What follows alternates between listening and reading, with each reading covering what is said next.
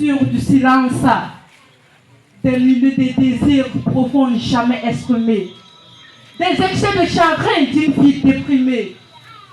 J'ai choisi à travers ces micros de m'exprimer sans givre, de couper ces liens pour enfin pouvoir vivre et d'oublier les attaches qui m'emprisonnaient dans les souvenirs douloureux.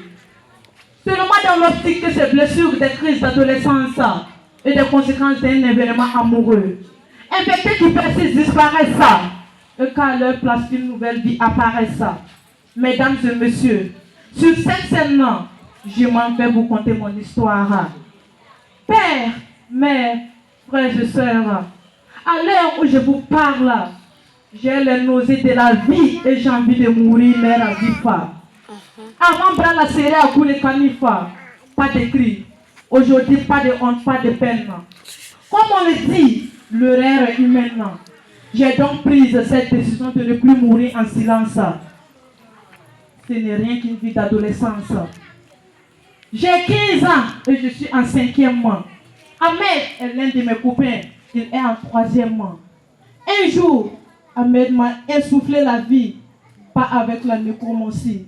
Car je ne suis pas un cadavre enterré sur les arbres, mais plutôt une jeune jolie femme qui en lui a éveillé une flamme, qui a engendré la passion que trop ou bien nous étions.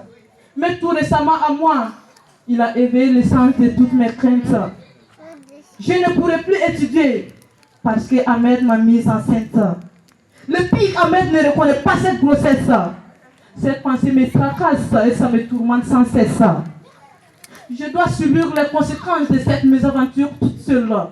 Car Ahmed avoue qu'il n'était pas le seul. Mon bébé aura bientôt 6 mois. Je le sens en moi. C'est maintenant une partie de moi. Même si je ne le désirais pas, il est bel et bien là. Mes camarades me parlent d'avortement. Ma conscience me dit que ça c'est aussi un mal. Inutile donc de combattre le mal par un autre, car avorter est peut-être le plus grave évidemment. Je ne sais peut-être pas pourquoi, mais quand je pense, j'ai mal là. Et seul ce micro me sert de guide pour ne pas donner la parole à mon côté animal là. Mais au fond, je ne manque de rien. Je ne suis juste pas à l'aise avec les miens, car je sais que c'est de moi que viennent les problèmes. J'ai juste besoin qu'ils m'aiment, qu'ils ne me traitent pas de canard. Dites-moi la vérité en me parlant avec sincérité. Quel acte peut repousser l'amour comme la fameuse peste? Si le sexe reste toujours un tabou, la télévision c'est tout ce qui nous reste. Comment voulez-vous qu'on ne s'enfonce pas dans l'oubli sans geste? Ce qui me touche le plus est que cet irresponsable refuse d'être pour son fils impère. Ce que je sais c'est que l'enfant grandira sans repère. Et plus tard à l'école on lui demandera: c'est qui ton père? Et il viendra me voir, me demandera.